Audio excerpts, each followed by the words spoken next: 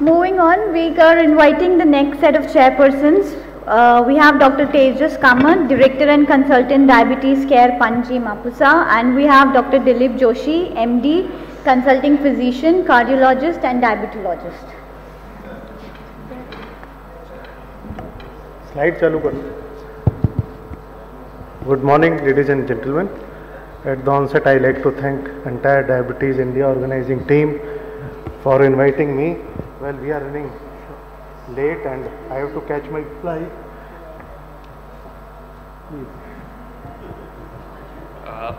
I know we are running late and this is the last symposium standing probably between you and your travel flights or probably the lunch. So we won't waste much time. We have an excellent endocrine symposium which is lined up as the last symposium of the day, and we have Dr. Rajesh Rajput. He'll be talking about the link between thyroid and diabetes. So yes, I hand over to Dr. Rajput.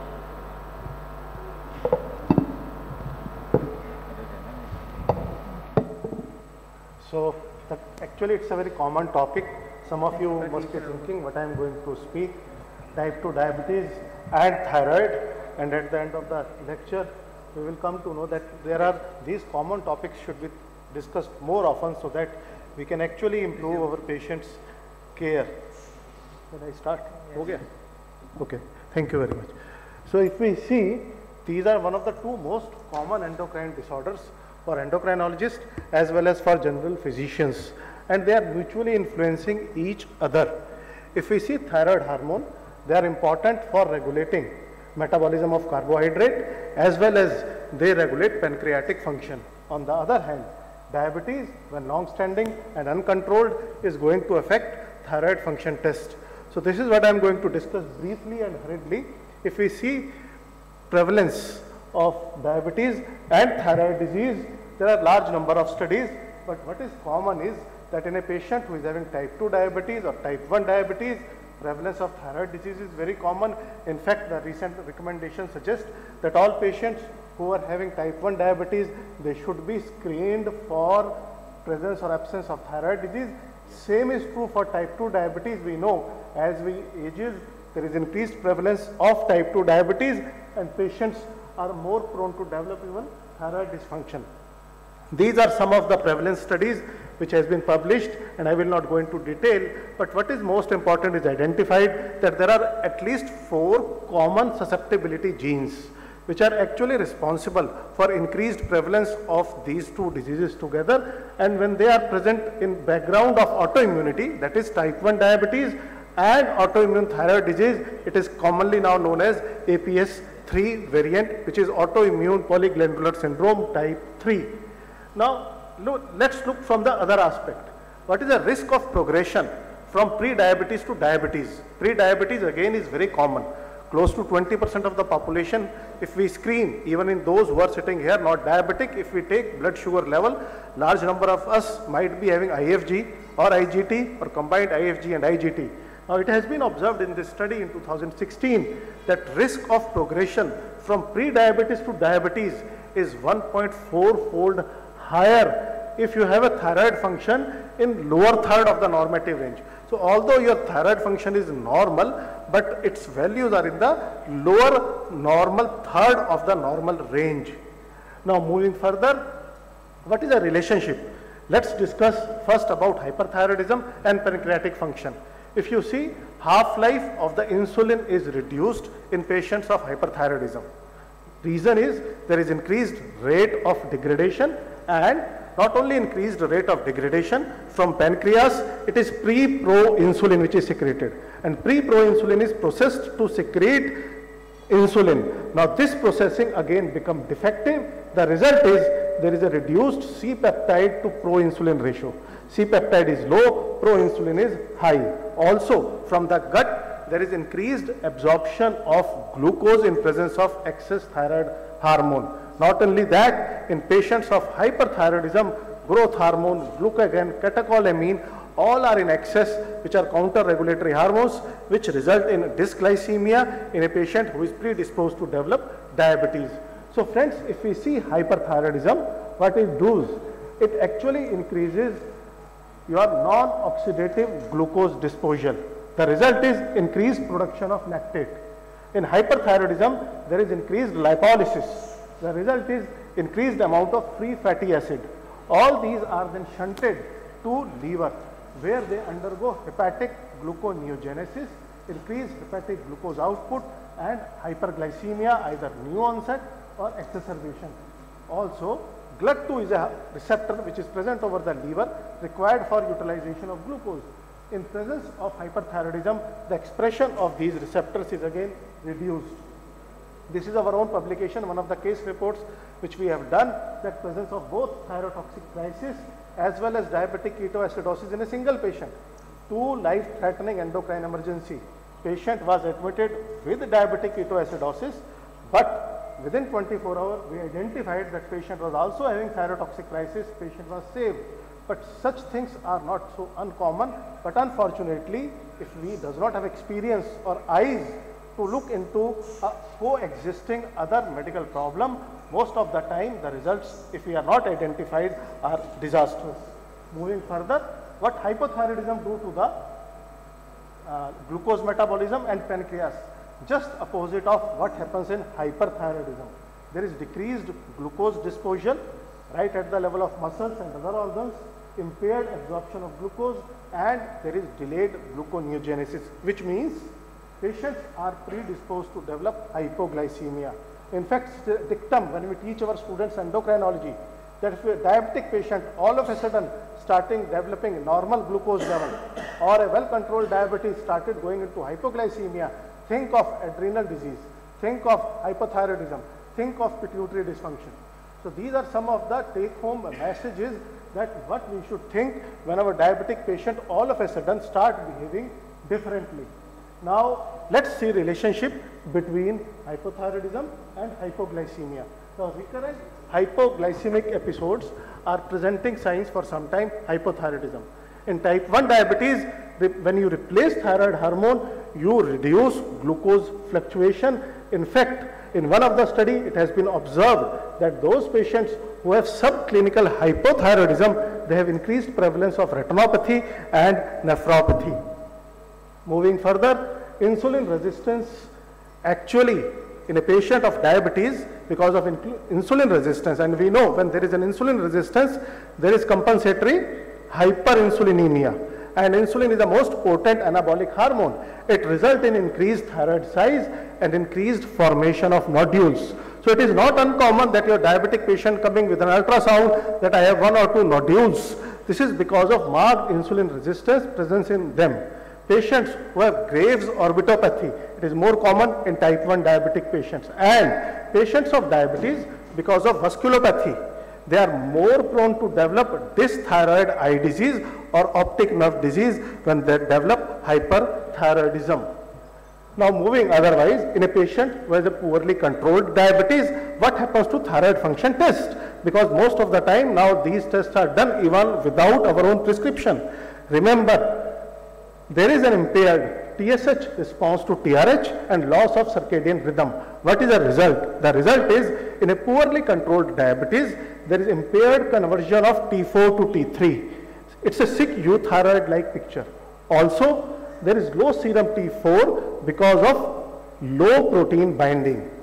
And if a patient has nephropathy, he is losing lots of albumin into the urine, the total measurement of T4 and T3 are going to be low. So when we are interpreting thyroid function test in a background of a diabetic patient, we have to keep in mind these important alterations which are happening and which are making difficult observation. What guidelines suggest? There are a lot of guidelines. I am not going to go into the detail, but American Association of Endocrinologists recommend that TSH should be measured from 35 years and every 5 years thereafter in all adults. High risk individual may need frequent monitoring.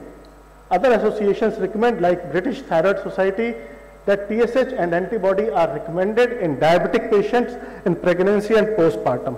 So there are some recommendations regarding both these diseases together. So last question is how to suspect or when to suspect a thyroid disorder in a patient who is having diabetes. When patient is having a family history of thyroid disease, when patient is suffering from type 1 diabetes, women who has diabetes and more than 40 years of age, because prevalence of hypothyroidism increases in women as age advances.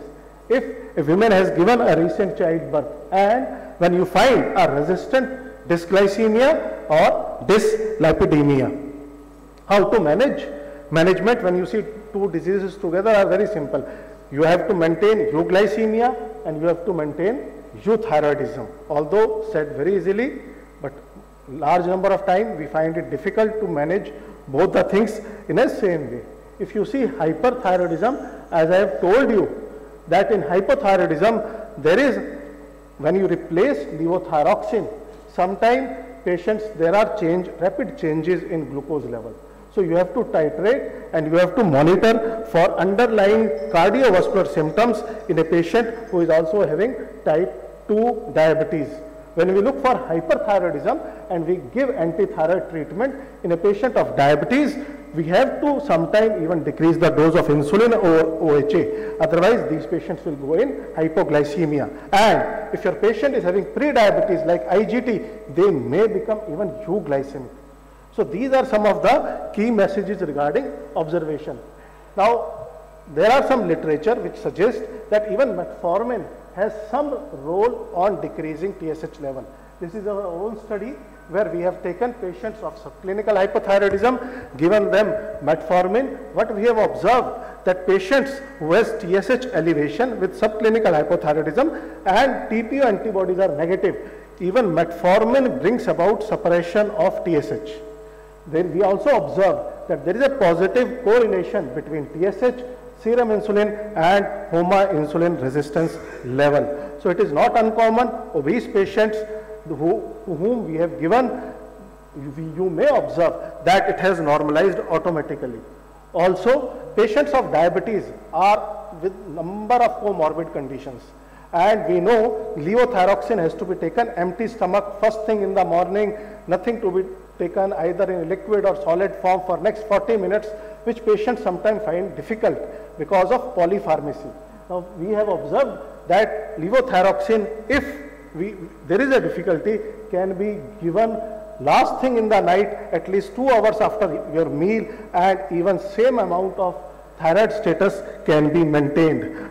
Last study which is not related to diabetes, we have also shown that if you give total 7 doses in a single shot, if there is an issue of compliance, if there is an issue of drug to drug interaction, 7 doses once in a week of levothyroxine can be given and we can maintain almost same level of thyroid function test in a patient where there is a challenge when there are polypharmacy. So friends, I will like to stop here. I know I am quite fast because I have to catch a flight, so that we can take 1 or 2 questions. Thyroid dysfunction is quite common in diabetic patient. Thyroid dysfunction modifies glycemic and poor glycemia modifies thyroid function test. Regular screening for thyroid abnormalities in all patients of diabetes actually will allow detection of subclinical disease. Thank you very much. Thank you, sir, for this lucid presentation. If you can take question because I have to leave. I will not stay till the end of the... If there are any questions, you are most welcome. Thank you. Thank you very much.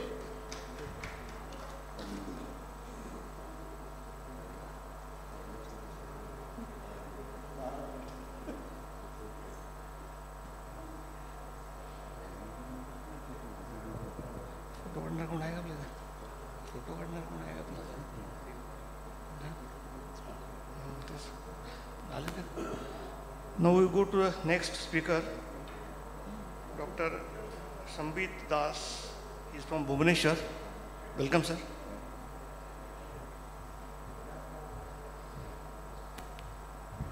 The topic is androgen deficiency in adult males and diabetes.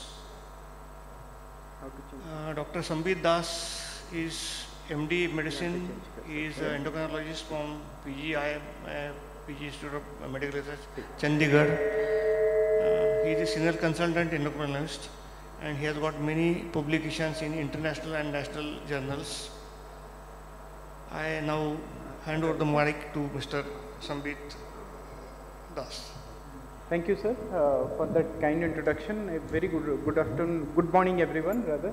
So, first of all, I must thank Diabetes India for giving this opportunity. So, I will be discussing a very important talk. It's not moving.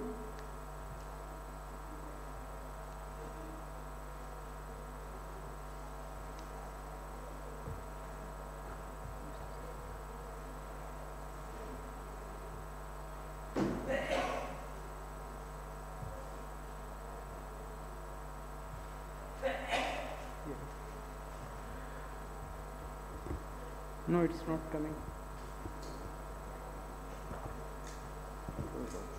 Yeah, so I'll be discussing on a very important topic, that is androgen deficiency in aging male and diabetes. All this while we are very clear about what menopause is, but we are not very sure what andropause is, and something about that I'll be discussing in the next 15 to 20 minutes. So, hypogonadism is a clinical and biochemical syndrome characterized by persistently low levels of testosterone with associated signs and symptoms. So, we must remember there are two things. One is that testosterone should be persistently lower and there is signs and symptoms plus. So, whenever a patient comes with a 30-page report of any lab with some testosterone level around 250 or something, don't get panicked, rather you wait, and it has to be persistently low with signs and symptoms, otherwise that report doesn't carry any meaning. So, common symptoms of hypogonadism is very important, but we must know that it all depends on at what age the patient has developed hypogonadism. So, whether it's pre-pubertal or post-pubertal. So, if someone has developed pre-pubertal hypogonadism, so most of the common things will be like failure to initiate pubertal changes, there would be incomplete pubertal changes or gynecomastia, and there would be eunuchoidism. There would be male sexual dysfunction and infertility. But today we are discussing about adult onset hypogonadism. So, whenever hypogonadism develops in later age or after puberty, the most important thing is that there would be some regression of secondary sexual characteristics, like maybe decreased in the shaving frequency, which is very common, which elderly people complain, and change in body contour, more of abdominal obesity and adiposity, decrease in the muscle mass, gynecomastia, and male sexual dysfunction with erectile dysfunction with or without infertility. So, these are the features of adult onset hypogonadism. So, these are the features of adult onset hypogonadism, like which I have just now discussed. Now, how do we classify hypogonadism? Hypogonadism can be a primary hypogonadism or secondary hypogonadism, and this is in picture which many of us know, that is the what is the axis of this hypothalamo-pituitary gonadal axis.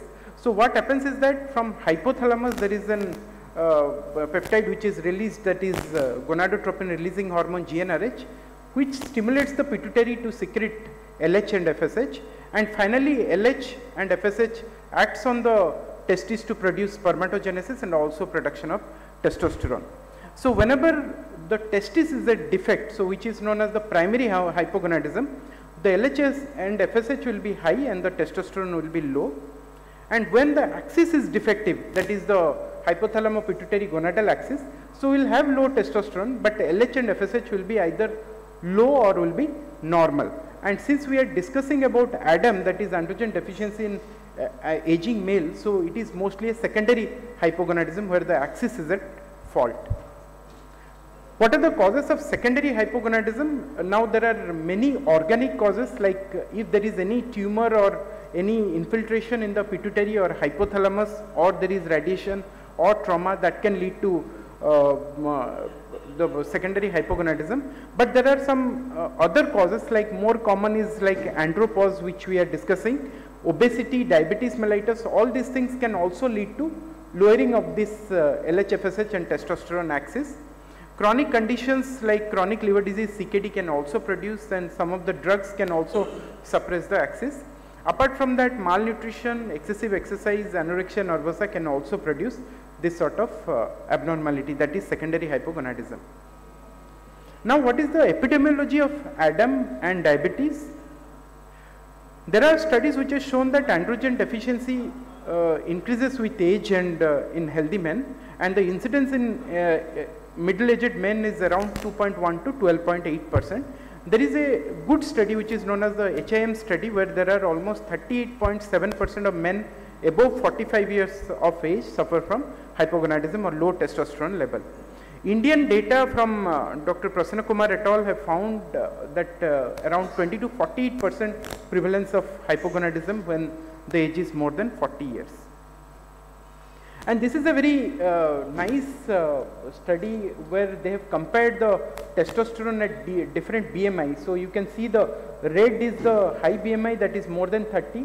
BMI, the blue one is around 25 to 29, and the lighter blue one is BMI less than 25 kg per meter square.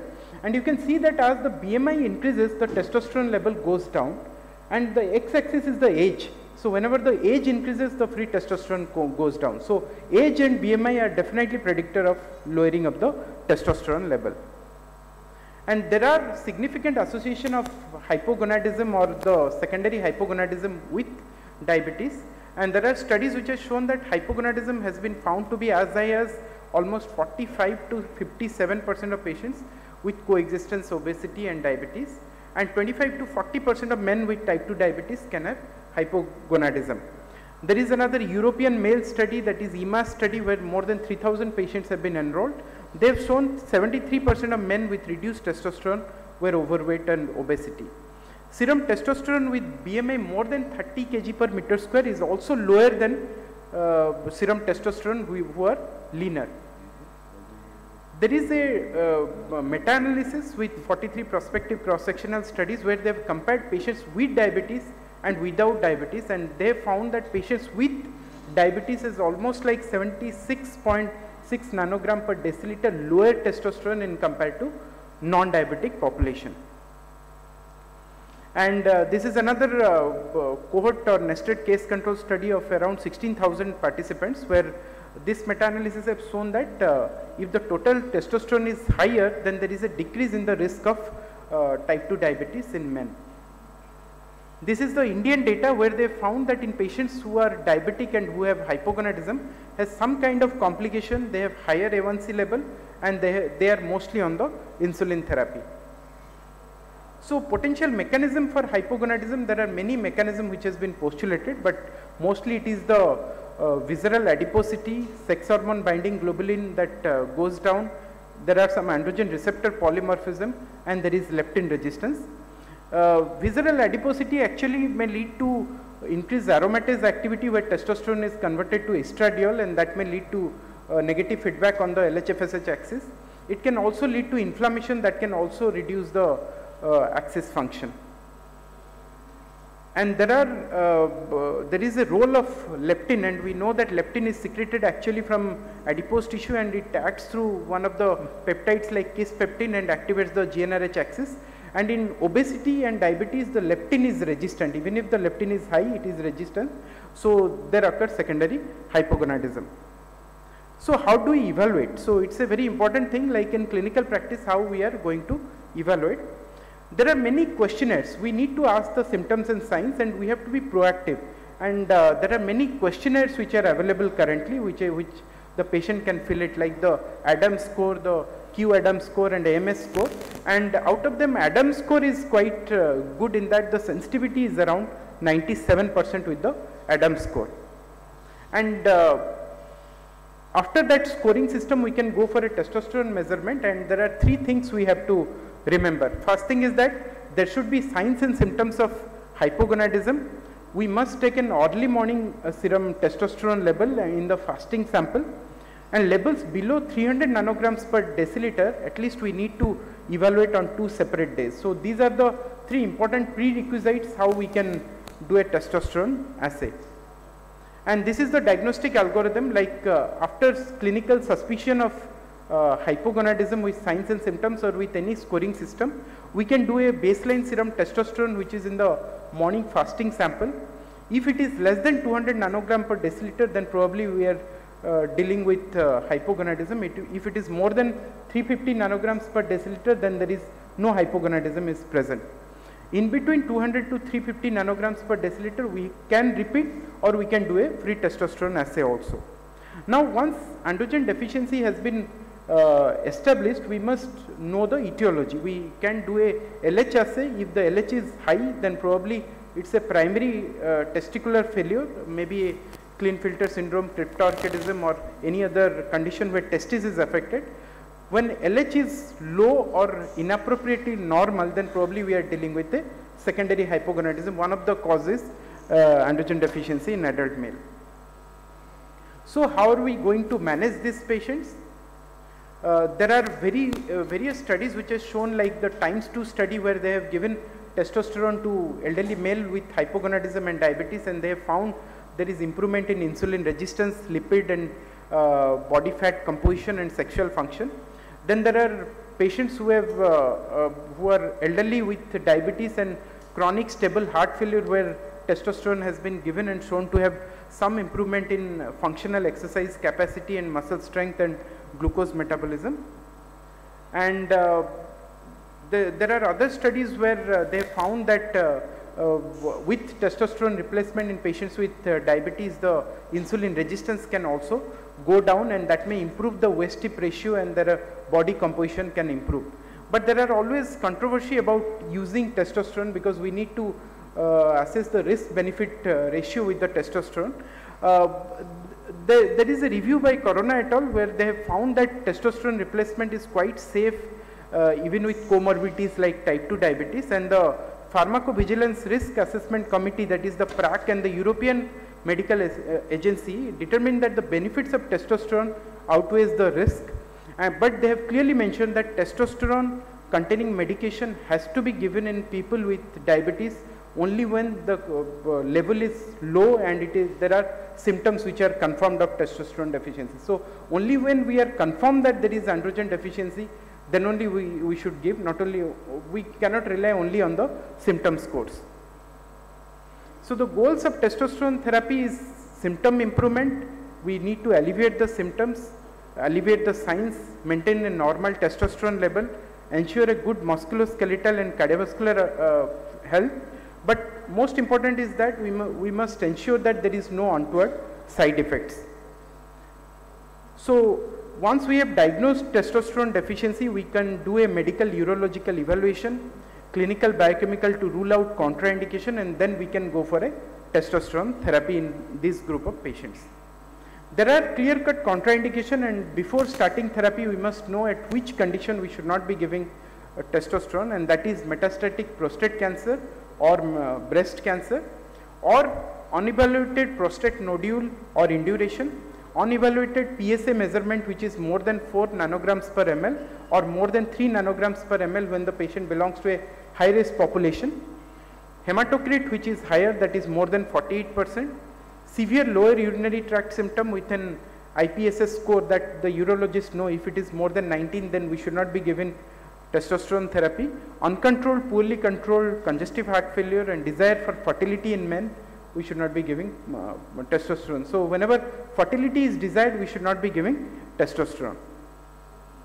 There are various choices which are currently available, like oral testosterone, injectable testosterone and gels. Most of us use a injectable preparation because that is easily available in our clinical practice, and that is either testosterone enanthiate, cypionate or ondiconate, and it's lipophilic, leading to a sustained release from the intramuscular depot. The regimens can be, we can start with a 100 milligram once weekly to around 250 milligram or 300 milligram every 3 weekly, and we can also give 1000 depot preparation every 12 weekly. Goal is a mid-cycle testosterone level should be in the normal range. Oral testosterone currently available, it's testosterone ondiconate, it's 40 to 80 milligram twice or thrice a day. Variable absorption, nausea may happen, and we need to check the testosterone 5 to 6 hours after the dosing whether it's maintaining the normal level or not. Missed doses are quite common because it has to be taken twice or thrice a day, so it's difficult for the patient to remember. Gels are also available, and they are 5 to 10 milligram sachets are available, physiological and convenient. Apply to non-genital area, shoulders most commonly it can be used, and check testosterone anytime after week. We have to check the testosterone whether the dose is sufficient or not, and we need to wash our hands after applying a testosterone. And basically one of the major problem with gels is that it can cross contaminate with the children or to the spouse, so that may lead to adverse event to the children or to the spouse. Skin irritation can sometimes happen also. So basically coming to testosterone therapy, it's a shared decision making. The doctor alone cannot write a prescription of testosterone. They have to discuss with the patient about the benefits and the pros and cons of this therapy. So we need to assess the patient preference, we need to assess the patient's safety, patient's efficacy or the testosterone efficacy, and the availability of that particular preparation and the cost of therapy.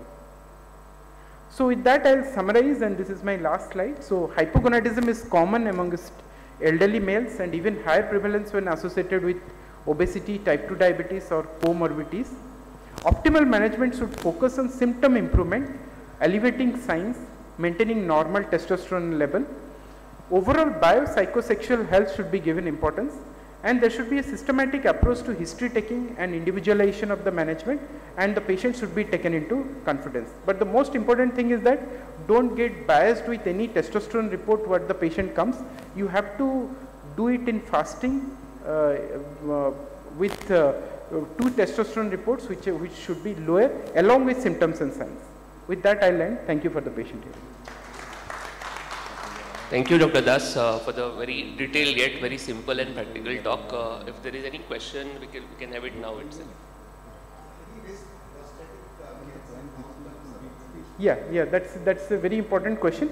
In fact, in larger study, they have not found that testosterone per se can lead to a prostate cancer. But if someone is having grade 1 or grade 2 prostate cancer, then that can be aggravated and even metastasis can happen, because prostate has got testosterone receptor over that. So before starting testosterone therapy, we need to do a digital rectal examination and a serum PSA assay. If it is more than 4 nanograms per ml, we should not start therapy.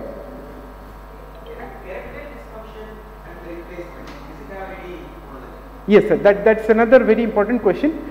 Testosterone therapy per se may not change the erectile dysfunction, but it can improve the libido.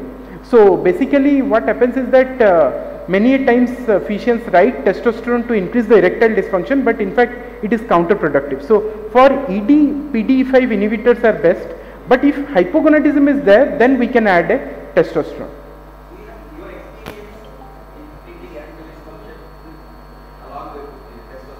Yes, sir. We treat erectile dysfunction with PDE5 inhibitors mostly, but when it is associated with documented low testosterone, then only we give, and those patients actually improve. Their libido improves, their body composition improves, and their sexual life also improves. So what is your take on improvement in the metabolic parameters? Pardon? Metabolic Okay. Right. So there are large studies on diabetes and metabolic syndrome where testosterone is given only when the deficiency has been proven, and it has shown that it improves the lipid profile, mostly the LDL, it improves the waist circumference and the waist hip ratio are improved, and glycemic control are to be improved to certain extent, and insulin resistance goes down. But as per the Endocrine Society clinical practice guideline of US, they have clearly mentioned that for glycemic control alone or for improvement of metabolic control alone, testosterone is not indicated. It is to be given only when the testosterone deficiency is present. How can we get to know with respect to the libido aspect in terms of responder and a non-responder after insulin? Yeah, so libido actually is a very subjective thing and difficult to assess, but we have some scoring system, like one Adams scoring system is there, that is shown to be around 94%, 96% sensitive. So there are multiple parameters where the patient can be given a handout and they can fill it up, and combinedly it can give a scoring. So that sounds good rather than asking directly about the libido and this thing. So many times it's subjective. The point is that how can we raise the doses? How can we raise the gradual doses with respect to the laboratory parameters and with respect to the libido? Yeah. So basically what happens is that once we start testosterone, we need to check the testosterone supplementation is adequate or not, and if we are giving an injectable preparation, then mid of that cycle, that is like 3 weeks, we need to do it at the end of the first week or maybe in the mid of second week to see the serum testosterone. And basically we need to keep it in the mid range between 300 to 600 or 400 to 700 nanograms per deciliter. If it is in the mid range, then that is okay. But only on symptomatic score we cannot increase the dose.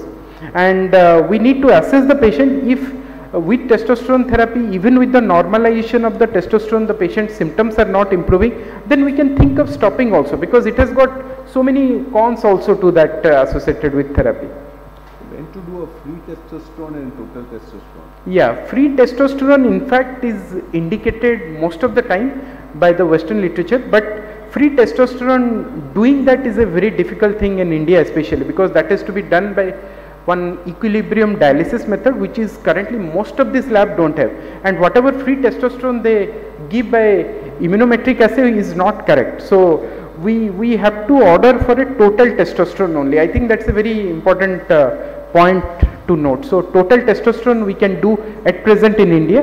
Free testosterone is difficult to do, but the calculated free testosterone we can do by testosterone, SHBG and albumin level estimation. Again, that is expensive.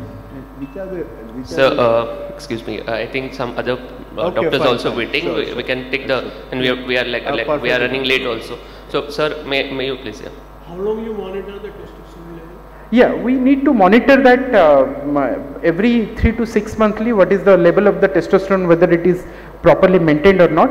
And most important is the periodic evaluation of the prostatic examination and the PSA assay, which has to be done at the beginning and at the end of 6 months and 1 year later, and periodically every 6 months to 1 year we can do a serum PSA and digital rectal examination.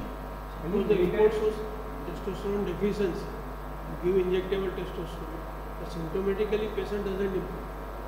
Yeah, that's what I told. So the symptoms may not improve with testosterone therapy, and we need to evaluate after 2 to 3 months of starting a testosterone. If the patient is not improving and there are other risk factors associated with it, we can stop the testosterone. But if there is symptomatic improvement and the testosterone has come down to a normal level by biochemical assay, then we can continue the testosterone. In that case, what is the alternative therapy?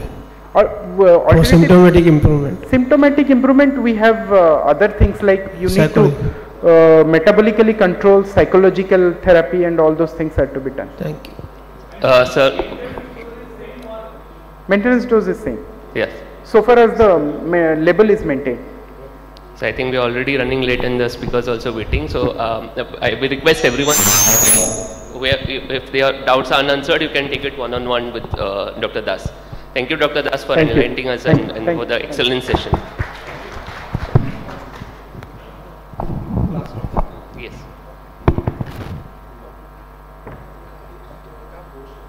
So one, let me thank all of you who are still in the halls. The other halls are also reasonably packed, so I think it's very, very good to see that on a Sunday afternoon that you all are staying back for the science. We wanted to take the opportunity, may I invite also Dr. Jyoti Dev to come on stage. We were overwhelmed with the abstracts also, so Diabetes India thanks all the doctors and researchers who send their abstracts to us. A committee which was again by our scientific chair, Dr. Jyoti Dev, Dr. Purvi Chawla, they screened the abstracts, selected the 30 abstracts from there to be taken for posters. And then yesterday, again Dr. Jyoti Dev and Dr. Navneet Wadhwa, who were the judges for the posters, went through it and have selected the winners. So thank you, Dr. Ganpati, for allowing us to do that before your talk. So we'll just quickly call the winners here. The first prize goes to an abstract which was Mind Matters, a strong link of depression and anxiety in type 2 diabetes mellitus, Dr. Suranjana Basak. Is Dr. Suranjana here? Yes. Right? Requesting Dr. Vasant Kumar, RSSDA President, to come here on the desk to give the prize. Thank you, sir. Dr. Vasant Kumar up here. Right. Right. Congratulations, Dr. Suranjana, your certificate and your prize you will receive very, very soon. Right. So don't worry. Right.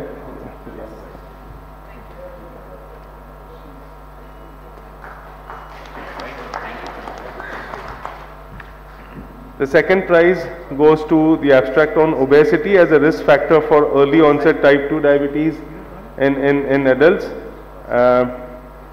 Sorry. Rakesh or Amit, if you can call Dr. Jayaprakash Sai also here. Okay. So the second prize goes to Dr. Ajit Kumar, who already left from the venue. We spoke to him. So congratulations, Dr. Ajit Kumar. And the third prize goes to Dr. Subhajit Ghosh, whose paper was on reversal model for metabolic syndrome. Is Dr. Subhajit here? Yes.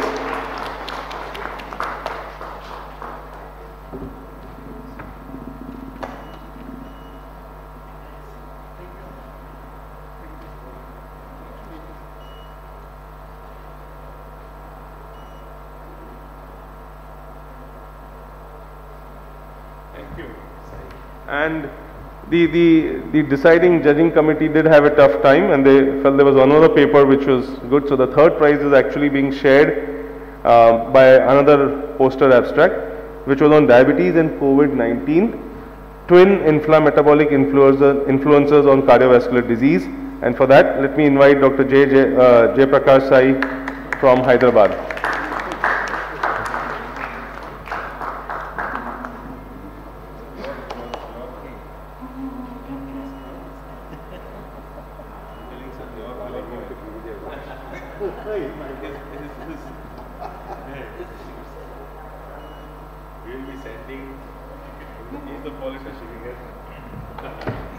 Okay, congratulations all the winners. Trust us, you will be getting your prizes and the certificates. Back to the session, Chairperson. Thank you. Yeah, thank you so much, Dr. Manoj Chawla. So for the last talk of this Diabetes India 2022, and it's a very interesting session on bone health and diabetes, I invite Dr. Ganpati Bandwal. I know Dr. Bandwal requires no introduction. He's a professor and head of endocrinology at prestigious St. John's Medical College in Bangalore. I hand over to Bandwal sir for his talk. Thank you. As I thought there will be nobody except me and the chairpersons, but I'm happy to find many of them and also asking questions also. So in the next 15-20 minutes, I will speak on diabetes and bone health.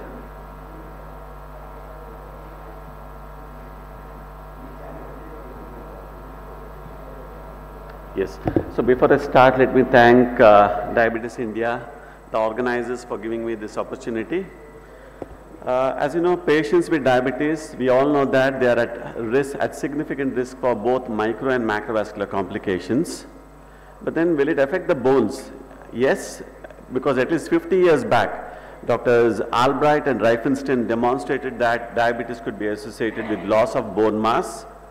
They're also associated with increased risk of fragility fracture independent of the bone mineral density. So you find out that they may have a bone mineral density which is normal, but you just stand, you fall, you get a fragility fracture. So there's risk for that. Implicating abnormalities in bone mineral strength or bone microarchitecture. So this is the bone remodeling things which happen. When we are born and then we grow, we call it as a bone modeling. And then later on, once all the bones are formed, there's a continuous bone mineralization happens. We call it as a remodeling. So it contains 2 to 3 weeks of bone resorption and 2 to 3 months of bone formation. And for the bone resorption, it begins with osteoclast, and for the bone formation, you know, it forms because of the osteoblast. So what happens to bone health in type 1 diabetes? You get it in a younger age, so they may have a delayed puberty, and that's the reason you find that the bones are not developed so strong in them. See, there are 2 periods in life when the maximum bone mineral accretion happens, and that is immediately after birth, the 1 to 3 years of life, and during puberty. So that's the reason when you have delayed puberty, your bones are weaker. So you should ensure that you get puberty at the right time. Delay in puberty can produce to osteoporosis in future. So you have to tackle now itself and not when they develop osteoporosis. So what is the reason in type 1 diabetes you get, other than the delay in puberty? Decreased insulin associated protein, propeptide, amylin acid, decreased prepeptin, all these things can lead to increased upregulation of RUNX2. Now when RUNX2 is upregulated, bones don't form that much, so it actually goes towards the adipocyte pathway. So this is how even the TZDs actually produce the problem. So they act at the level of the RUNX2. What about in type 2 diabetes? This is in type 1. So in type 2 diabetes, the bone mineral density is higher. So there are a lot of studies. So you find that the study of osteoporotic fractures, 5% higher at the radius, calcaneum 3% higher at the femoral neck. But in spite of this, the paradox is, when you have a high bone mineral density, it should have protected against osteoporosis. The protective factor is average or higher BMD than age-matched control and greater weight in general. So this is the reason why, this is the hypothesis. And expectations of a fracture risk in diabetes mellitus based on BMD should be lower than age and weight matched control. So this is the expectation. But then we expect lower fracture, but actually fracture risk is higher. So you have a higher BMD, your weight is more, but in spite of that, the fracture risk is high. So what are the evidences? You have a lot of studies. I'm sure you can't see that. Let me go to the next slide. So type 2 diabetes and fracture risk meta-analysis. Westergaard, 8 studies, age adjusted by BMD alone, relative risk would be expected to be lower by approximately 0.77. It should have been if you just compare BMD. But the relative risk for hip fracture is 38% higher. Similarly, Jangor-Beni, hip fracture 1.7, that is 70% more, any fracture 20% more. And this increased fracture is at multiple sites. It's at hip, foot, upper arm, ankle, spine and forearm. So duration of type 2 diabetes is associated with higher risk of hip fracture. The larger the duration or increased duration of diabetes, you can see more than 7 years, 25% more in men and 55% more in women. And in type 1 diabetes is actually 3-fold elevated compared to women, it is around 1.5 times higher. How do you measure whether the bones are weaker or not? What we do is known as a DEXA. Now, can we do DEXA to predict fracture in type 2 diabetes? Given that the BMD is higher, so 3 studies, SOF, Mr. Ross and Health ABC. In all these things, they found that BMD is predictive of fracture risk in type 2 diabetes, but the relationship is different. So normally we say osteoporosis when the BMD is less than -2.5, but here we must take at -2 itself. So 0.5 lesser you must take. So suppose it's 2.6 means take it as 2.2. Rather if it is 2.2, that means it's 2.7. So at that level only, that means you have to give a margin. You find a BMD of 2, you are happy, okay, he is in the osteopenic range only. No, don't be happy. He's actually 2.5, so you must start him on treatment. So similar to DEXA, you have what is known as a FRAX score. So this is predictive of fracture risk in type 2 diabetes, but the relationship is different. So if you go to the Google, you put FRAX, you get some criteria, you have to fill in age, gender, alcohol intake, smoking, all these things will come. So here, for a given FRAX score, the fracture risk is higher than predicted in type 2 diabetes. Here what we do is, we'll calculate the 10-year risk. At the hip, if it is more than 3% means you must start him on treatment with a bisphosphonate or any other drug. Similarly, if at the other sites, if it is more than 10%, then once again we'll start them on treatment. So here you will have to add another 10 or 15% more to the numbers what you get, and that is how you decide. So BMD is more, weight is more, but in spite of that fracture risk is more. So this is a summarizing thing. For a given BMD, fracture risk in diabetes mellitus is greater. For a given FRAX score, fracture risk in diabetes is greater. So that means there must be factors that account for fracture risk in type 2 diabetes that are not captured by the BMD or FRAX. What could be this reason be? Falls, drugs like TZDs, skeletal abnormalities, or is it fat? Possible reason for the increased fall: neuropathy, impaired balance, gait, vision abnormality because of retinopathy, knee and hip osteoarthritis, CHF, arrhythmias, CVA, can't walk properly, hypoglycemia with insulin use, low vitamin D. So you can see that there is a higher risk of falls in type 2 diabetes, especially when they used insulin. Not that insulin is producing that problem, probably because of the more increased risk of hypoglycemia. Insulin is an anabolic hormone, so actually strictly speaking you should improve, but if they fall, it's not because that insulin produced that, it's because of the hypoglycemia. So A1C and insulin risk. So as the probability of fall of at least one fall per year, you can see, is actually more to begin with, and later on I think it will stabilize. So when studies are adjusted for falls, type 2 diabetes was still associated with increased fracture risk. So falls are not all the stories. Other factors include TZDs. So this is what I told you. So when you use TZDs, what's happening is you are converting the adipocyte lineage, rather the osteoblast lineage cells into adipocytes.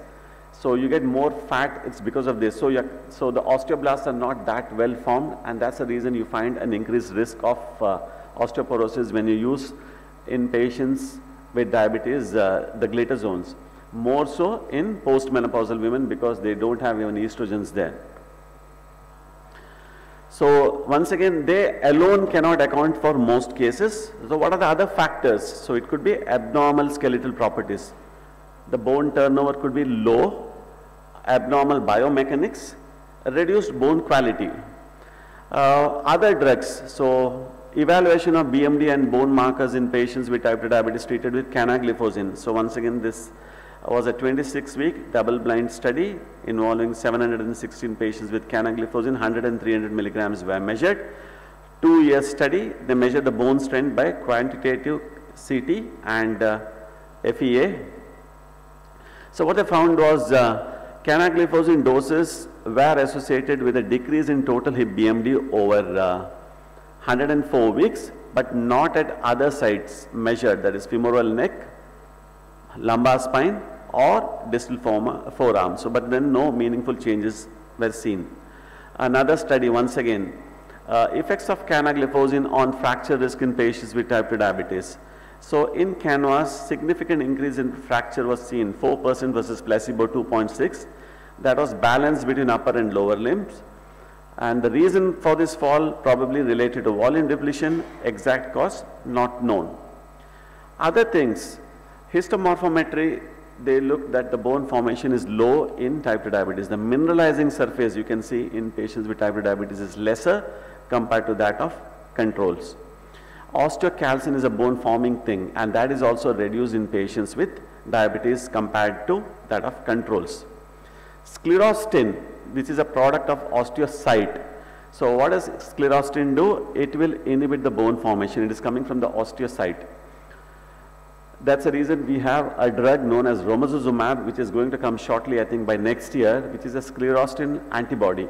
And this is a very powerful agent in the sense it is having both anabolic as well as resorptive action. Once a month injection for 1 year. So that's this. So sclerostin is actually increased in patients with diabetes, and this suppresses bone formation in type 2 diabetes. So other things, skeletal abnormalities in type 2 diabetes could be because reduced bone quality. The cortical bone quality may be lesser, trabecular may be more porous. Advanced glycation product, because the collagen cross-linking, they get deranged because of the AGEs, marrow fat changes, all these things can lead to the risk for fractures. Is there microarchitecture abnormality in type 2 diabetes? Yes, they have done high resolution peripheral quantitative CT. So you can see here in the next slide, you can just, so control versus diabetes and diabetes with fractures. So cortical porosity was 124% higher in type 2 diabetes at radius. Similarly, cortical porosity was higher in type 2 diabetes with fracture. So on the left hand side you can see no diabetes, this is postmenopausal women. Right hand side, type 2 diabetes, no fracture and history of fracture. So you can see that the change was more in patients with type 2 diabetes, whether at the distal radius or distal tibia. You can see that the porosities were more in patients with type 2 diabetes and fracture. Cortical porosity may be increased in type 2 diabetes with fragility fractures. So this is by QCT. you can see left hand side only diabetes and the right hand side diabetes with fractures. What about trabecular bone abnormalities? So women with diabetes have higher BMD at all sides, but lower trabecular bone strength. So another study, approximately 25,500 women, more than 50 years, 8.1% had diabetes. So you can see that the BMD, women with diabetes and women without diabetes, the TBS was actually worse in patients with diabetes compared to women without diabetes.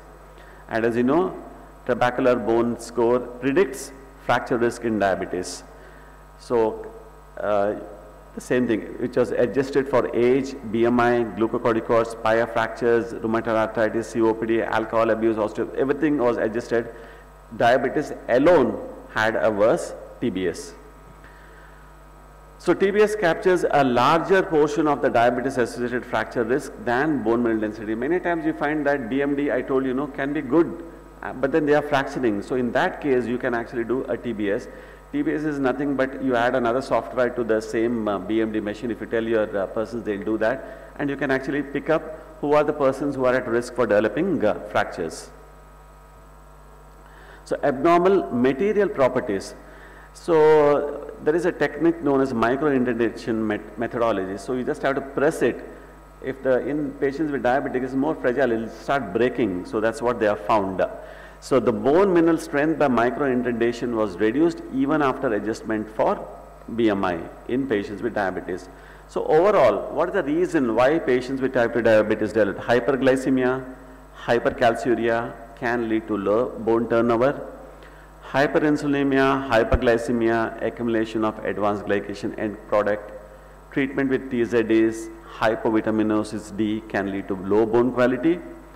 Concomitant medication, cataract, peripheral neuropathy, retinopathy, PVD, foot ulcers, insulin use because of hyponocturia can lead to increased fall risk, and all these things can lead to increased fragility fracture. So increased fragility fracture risk in diabetes is because of multiple skeletal fractures, bone mineral density, bone turnover abnormalities, microarchitectural deterioration, bone matrix changes, material properties, and maybe others. How do you treat them? So we treat the same as that of what we do in postmenopausal osteoporosis, non-diabetic. So you can use bisphosphonates. If the patient has a fragility fracture, may be preferable to use an anabolic agent for an year or two and then put them on a bisphosphonate. The newer drugs, you have denosumab that can be used. The only problem with that is you must ensure that they receive it every 6 months. If you stop it, there is a rebound increase in bone turnover and they are at high risk for developing fractures in future. And as I told you, romosozumab is coming probably next year to India, supposed to be very good. Only caution being should not be used in patients who had a recent CVA or an MI in the last 6 months. Otherwise, one of the most powerful agents in the sense that it acts both at the level of anabolism as well as at the level of the resorption level. So to conclude, in patients with type 1 diabetes, lack of osteoanabolic pancreatic hormones including insulin prevents accrual of an adequate peak bone mass. In type 2 diabetes, frequent falls combined with impaired bone quality causes fragility fractures even when bone mass remains normal. After depletion of calcium and vitamin D, so this is very important, most osteoporosis drugs can be used, but associated comorbidities should be considered and glitazone should be avoided in postmenopausal women. So thank you for patient hearing. Thank you, sir, for the excellent talk. Any questions?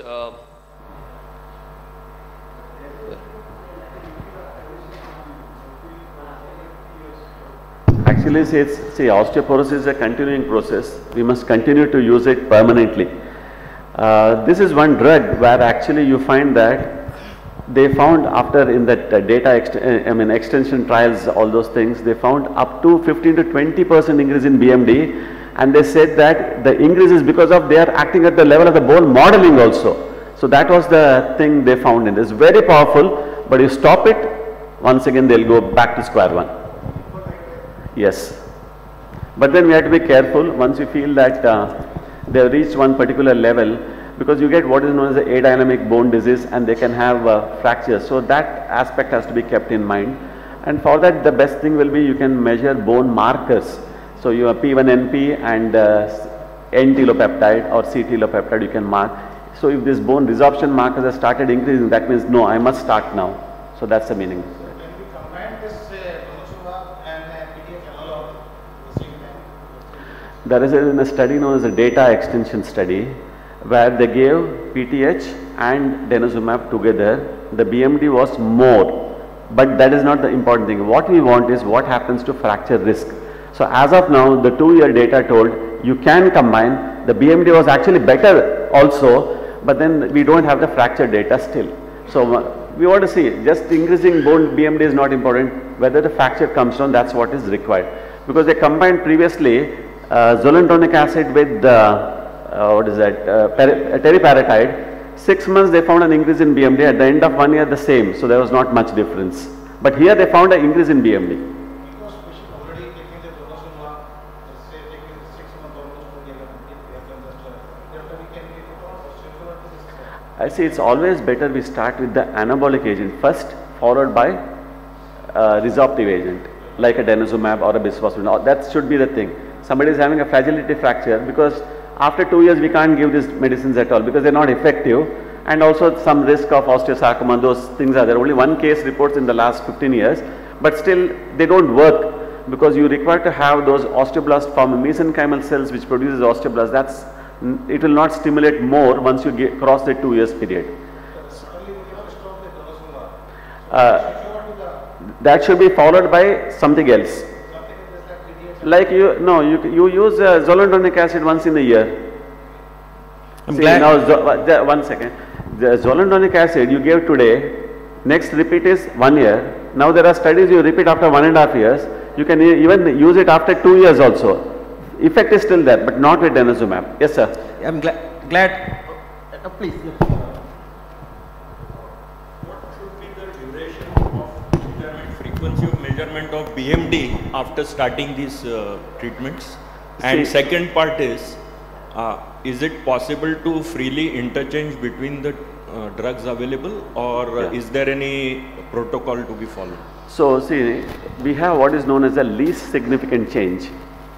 That means when you are using a bone mineral density machine, DEXA machine, there is a LSC, least significant change. And how do you calculate that LSC is, for one person, you repeat the same procedure some 15 times. There is a variation, and that variation is known as LSC, least significant change, which could be around 2%, 3%. You should overcome that. If the BMD does not increase by that, you are not going to pick up. Suppose somebody is having... Where does this value, where is it available? No, see, you go to that instrument, you tell the technician to do, he will give one value. You repeat the same test once again, after 5 minutes you repeat him. Like this you do some 15 times. That variation will come, plus or minus. Now when you are doing a TSH sample, today it is 1, tomorrow it is 1.5, day after tomorrow it will be 0.5. This is the variation. That variation also you get when you do the BMD measurement by a DEXA, and that is known as the least significant change. And how to calculate is, for the same individual do some 10-15 times. That variation you will know, which could be 2%, 3%. It should be above that percentage to detect the change. Otherwise you will not know it. So that is how you decide that. Suppose somebody is having very severe osteoporosis, say hyperpara. In 6 months his BMD will increase by 10%. You do after 6 months only, no harm. Suppose somebody is postmenopausal osteoporosis minus 2.2, to change that will require at least 1 or 2 years. That's the reason, at least in the West they say, do it after 23 months. Because that it will overcome that LSC. If the patient is severely osteoporotic, you can do it earlier. Thank you. Yeah.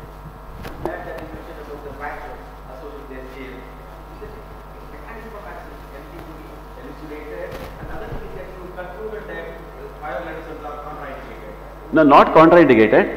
Be cautious in women.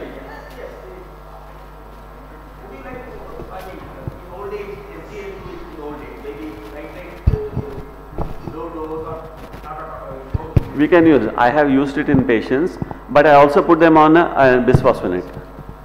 I have done that. Because yeah, being an academician, because it protects the heart, it protects the kidney, then why it kicks the bone?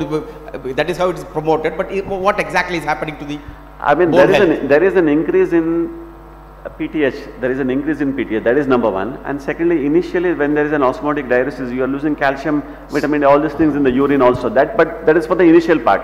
Later on, they have found an increase in PTH also. Nice. Maybe next year you come and start. Now it's a concluding session. A pleasure. Okay. So can I ask one question? Do you think the bisphosphonates in our country are highly underutilized? Yes, because after working for a decade in NHS UK, we were giving them for everybody who met the criteria. But what I've seen in Goa and rest of the people are hardly aware that there's something called as bisphosphonate which needs to be given to prevent the... So do you agree on that? Or? Yes, I do agree. And one more thing very important is the fractures happen not at osteoporotic range, it's in the osteopenia range. So the majority of the fractures, so it's best we use the FRAX score. And then I think you have in Singapore Indians, so you can put that thing and you can actually calculate the risk so that we know whether we can treat him or not, in spite of they not having done a BMD also. So that also we can do. Very often we use, practically we see people using anabolic steroids like decadorpolin. Is it prevents fractures, sir? How you can utilize it? Anabolic steroids has its own side effects, so we don't use it. For improving the bone strength, we require. See, now when will you use this anabolic? Suppose, I think Dr. Sambit spoke last, you have a deficiency, you give it, then it is useful. But then otherwise we should not do, because it has its own side effects also. It can produce actually CV problems and all, cardiovascular abnormalities in a person who is normal, and if you give it. So better give these drugs. Now the romosozumab which I told you can actually, you should not use it in patients who have had a recent MI or a CVA. Because they have found that sclerostin may be present in, it may play a role in the atherosclerosis part also. So that's the reason. So right now, recent onset don't use it, but a very powerful agent which is going to come next year. We'll have one last question, ma'am is waiting. Come with complaints. I mean, they already have had 2 fractures and then they are coming at the age of 40, 45. What is your recommendation with osteopenia in BMDs? See, when you have a fracture, that means that is a more important indicator than the BMD. Exactly. She's already at a fracture, we are seeing it. So you must treat. Now you must find why did she get it. So you start investigating, look for thyroid. Another thing is look for vitamin D deficiencies, because some people are severely osteomalacic. Of course, osteomalacia will falsely show as a low BMD also. But then if they have had a fracture, correct this, re-evaluate and find. So look for other causes of osteoporosis. Malignancies, a rough clue is if you find fractures of the spine above T6, we are dealing with not osteoporotic, something else, more dreadful things. Below T6, we are dealing with osteoporosis only. So that's another clue. And if you have multiple pregnancies, then also this can happen, because your bone has become weaker now because of so much pregnancy, because the last trimester, large amount of calcium goes to the developing fetus. So that's another reason, multiple pregnancy, and if the patient had a delayed puberty also. So all these things matter. That's why that crucial, puberty is very important. If puberty is strong, osteoporosis are lesser. Okay. Hello. Yeah. Sir, how do we treat osteopenia and osteoporosis? Pardon? How do we treat osteopenia and osteoporosis? See, if patient does not have fracture, only osteopenia, calcium, vitamin D is sufficient. Monitor the BMD after a year or 2 and see what's happening. Tell them to do some exercises. Now when we say calcium, at least 1000 milligrams of calcium, don't give both at the same time. Total, this should be either from the diet or from the external source, that is the tablets. And vitamin D, keep it above 30 nanograms per deciliter vitamin D level. So that means you are given adequate treatment. This is for osteopenia and no risk factors. But if there are multiple risk factors, you can even start a bisphosphonate at that time. Suppose somebody is 54, 55, postmenopausal, osteopenia, going is -2.2. Family history of osteoporosis is there. So many risk factors are there, then you could actually treat it temporarily, bring it down, and then if required, when to decide, restart is, you can look into the bone markers also. So now you have the bone formation and the bone resorption markers, you can actually see that starts increasing, that means we can restart once again. They're telling that turnover is started increasing, once again she is at risk for developing fractures in future. So bisphosphonates, the best drug. Either you can use alendronate once a week, empty stomach, with 200 ml of water and not to lie down for half an hour. If not, you use zoledronic because it's just once a year. Only thing is they'll get a flu-like reaction, so give pre-medicate with paracetamol for the next 3 days. On the day you take paracetamol, give the injection, same day paracetamol, next 2 days paracetamol, so that they don't get this flu-like reaction. And this happens majority of the time, first dose only. The second time they get it, they don't get this flu-like reactions. Yeah. Thank you. Thank you, sir, for the wonderful talk and for addressing the queries. With that, we end the last symposium of the day, and I would like to wind up. I thank you all for being there till the very end of the symposium. Thank you.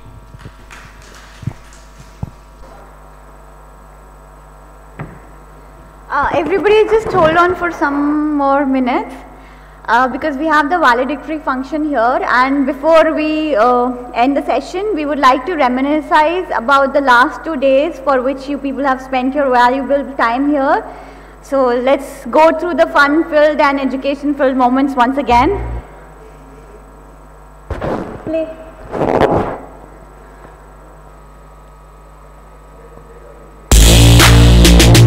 Good morning everyone from India. I welcome you all on behalf of Diabetes India. I am Dr. Bansi Sabu, currently the Secretary for Diabetes India. I welcome you all on this virtual platform on inauguration ceremony of World Congress of Diabetes. Good morning everybody, welcome all, and before we start Diabetes India, I welcome all of you who have logged in to attend the inaugural ceremony of the 12th World Congress of Diabetes India, which is a hybrid meeting starting today.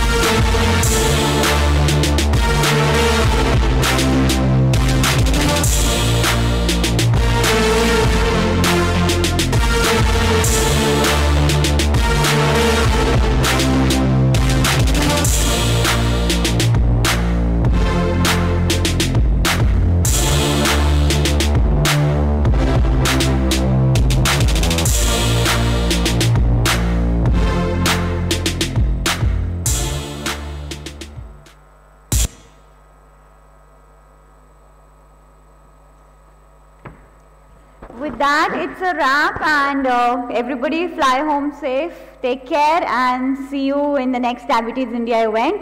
Have a wonderful lunch.